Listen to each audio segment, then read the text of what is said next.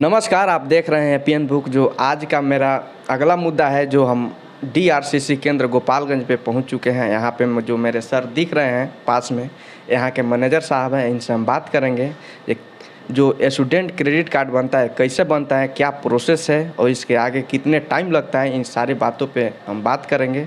बहुत स्वागत है सर।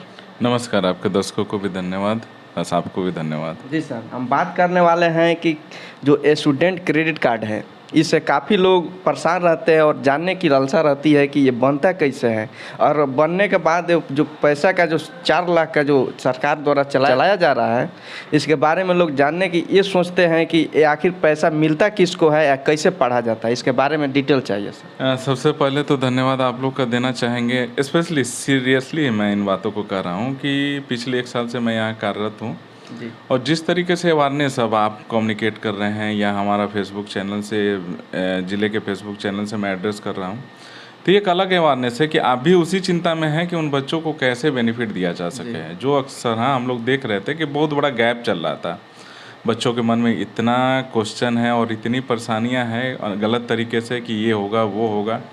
सही बात है आपका, और इस प्रयत्न में हम लोग सब साथ हैं।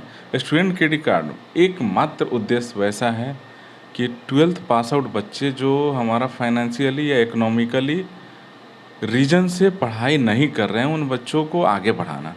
बिल्कुल। अगर एक सोसाइटी डेवलप होगा, एजुकेटेड होगा, तो ऑब्वियस है कि हमारा सोसाइटी ज़िले में बदलाव आएंगे, इकोनॉमिक डेवलप होंगे, अच्छा परफॉर्मेंस देंगे। इस चीज़ को देखते हुए ही स्टूडेंट क्रेडिट कार्ड योजना चलाया गया है।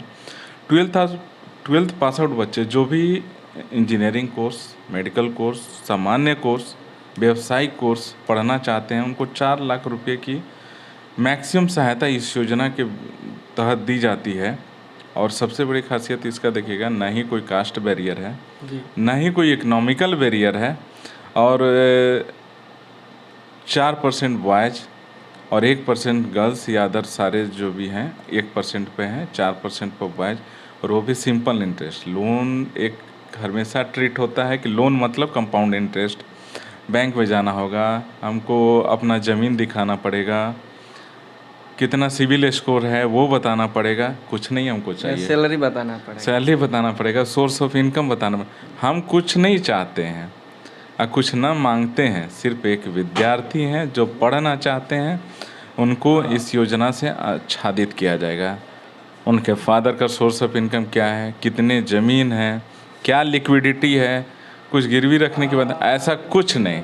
इसके मायने मतलब जिसका 1 लाख सालाना आय है या 1 करोड़ है, ये मायने नहीं रखता। कोई मायने नहीं रखता, ना ही हम फाइनेंशियल किसी बैरियर में हैं और ना ही किसी कास्ट बैरियर में हैं। एक विद्यार्थी हैं जो इस योजना का बेनिफिट ले सकते हैं। पढ़ने की चाह तो हम लोग सदैव उनके साथ हैं, और आगे अध्ययन में till the duration of study, after उनके जॉब सर्च, सारे चीज़ों पर हम लोग उनके साथ चलते रहते हैं। एक बात सर रोकेंगे, जो गर्ल्स के लिए क्या इंटरेस्ट है और बॉयज़ के लिए क्या है? बॉयज़ को 4% है सिंपल इंटरेस्ट। हमेशा हम बोल रहे हैं कि ये पूरा जो कॉन्सेप्ट है वो सिंपल इंटरेस्ट है। लोन हमेशा कंपाउंड में ट्रीटेड होता है, लेकिन यहाँ सिंपल इंटरेस्ट है। 4% बॉयज़ के हैं, उसके अलावा सभी लोग, मतलब सभी लोग कहने का मतलब गर्ल्स हो गए, 1% हैं ट्रांसजेंडर होंगे, 1% हैं हैंडीकैप्स होंगे, 1% सिंपल इंटरेस्ट। मतलब बॉयज़ को छोड़ के सारे जितने लोग हैं 1%। हाँ, जितने भी लाभार्थी हैं वो 1% सिंपल इंटरेस्ट अगर पर हम 4% का बात करें तो शायद बैंक भी 12% से कम नहीं लेती। और 10+ ही है सारे बैंकों का, और वो भी कंपाउंड इंटरेस्ट है। और ये सिंपल इंटरेस्ट है, और सालाना, और कोर्स ख़त्म होने के 1 साल बाद से ही एप्लीकेबल होता है। तो रेट ऑफ इंटरेस्ट और अमाउंट और लोन का डिस्कशन नहीं करना है। जो सबसे ज़्यादा क्वेश्चन होता है कि इसी का क्वेरी ज़्यादा रहते हैं। 4 साल आप अपने करियर को बिल्डअप करो, ये क्वेश्चन स्वतः समाप्त हो जाएंगे। अगर एक शिक्षा आप ग्रहण कर लेंगे तो ये क्वेश्चन ही आफ्टर 5 ईयर आप पूछने नहीं आएंगे, आपके पास ख़त्म रहेगा यह सवाल। एक बात और रोकेंगे आपको कि मान लीजिए कि कोई अगर बच्चा, ये सवाल रहता है कि जो 4 साल में हम कोर्स कंप्लीट करते हैं, 1 साल एनी टाइम, मतलब टाइम आपको दे दिया जाता है 5 साल सर्च के लिए 5 साल, उसके बाद भी 5 साल के बाद किसी को और नौकरी नहीं लगती है, तो क्या होगा उस स्थिति? गवर्नमेंट, हमारे माननीय मुख्यमंत्री जी और गवर्नमेंट का भी है, हमेशा स्पीच रहा है कि जब तक वो अर्निंग नहीं कर रहे हैं तब तक चाहे तो वो एक्सटेंड कर सकते हैं। हर साल 2 बार स्टेटमेंट देंगे, जून और दिसंबर में उनका ये अमाउंट एक्सटेंड होते चला जाएगा। जब तक वो इस लायक नहीं लगते हैं कि हम पे करना चालू करें, तब तक वो अपना लोन पीरियड तक एक्सटेंड करा सकते हैं।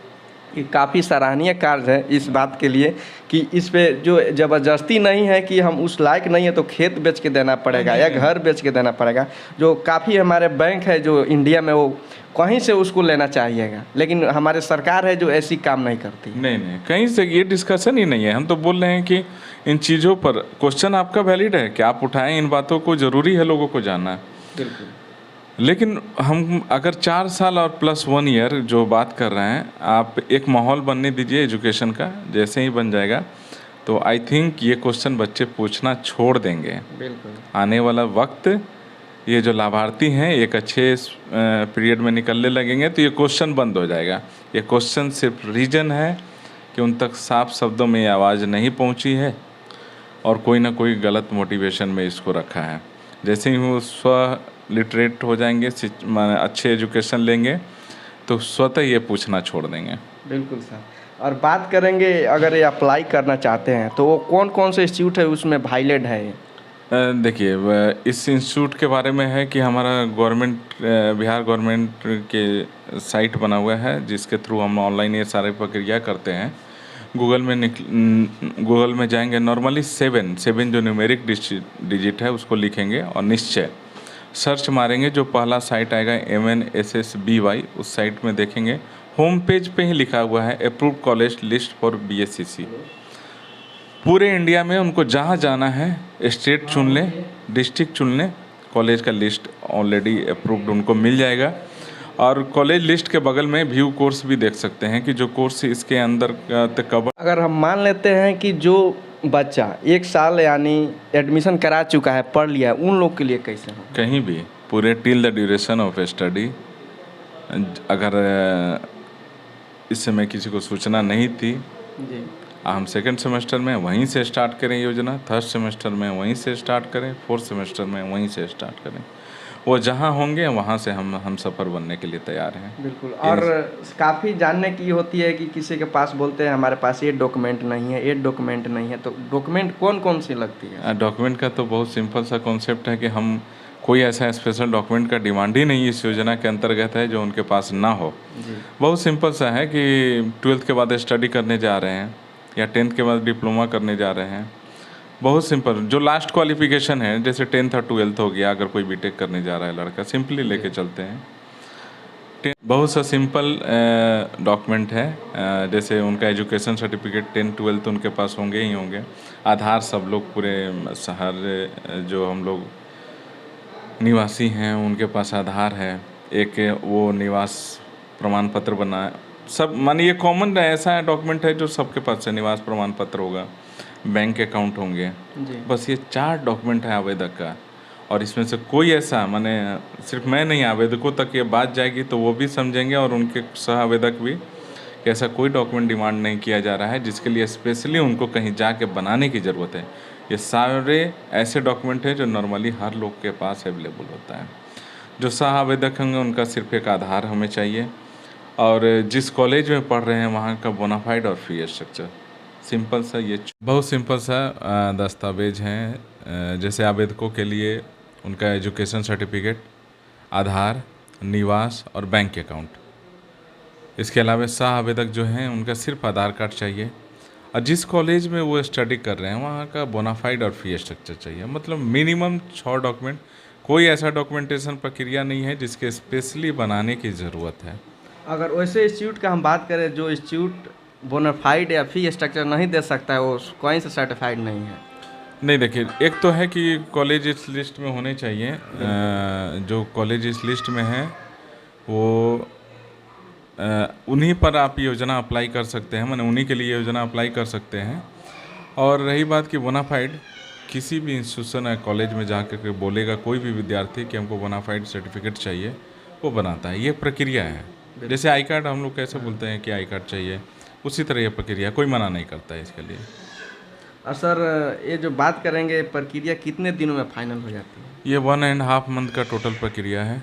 हो सकता है कि पहले भी हो जाए थर्ड पार्टी वेरिफिकेशन हम कराते हैं। जैसे कॉलेज को पैसे दे रहे हैं, जो फीस है कॉलेज को डायरेक्ट भेजते हैं, तो हमारी एक गवर्नमेंट की एजेंसी है जो शिक्षा विभाग द्वारा संचालित होती है, वो कॉलेज से अकाउंट लेते हैं, बच्चे का डिटेल लेते हैं कि वास्तविक में जिन्होंने अप्लाई किया है वो आपके यहाँ इस सेशन में अध्ययनरत हैं, तो उस अकाउंट में उनका फ़ीस भेजना होता है। तो ये प्रक्रिया में थोड़ा सा टाइम टेकन वाली जो स्थिति रहती है, नहीं तो हम लोग बिफोर 1.5 मंथ भी इसको एग्जीक्यूट कर लेते हैं। बहुत बहुत धन्यवाद सर हमारे चैनल से जुड़ने के लिए।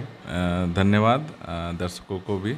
आगे का मेरा मुद्दा रहेगा जो बच्चों को 1000 रुपये महीने दिया जाता है, उस पे मुद्दे पर हम आगे बात करेंगे। जरूर। और बस आज के लिए इतना ही। आगे हम कमेंट करके ज़रूर बताइए आज का मुद्दा कैसा लगा। अगला मुद्दा आप लोग के साथ हम दर्शाएंगे। बहुत बहुत धन्यवाद।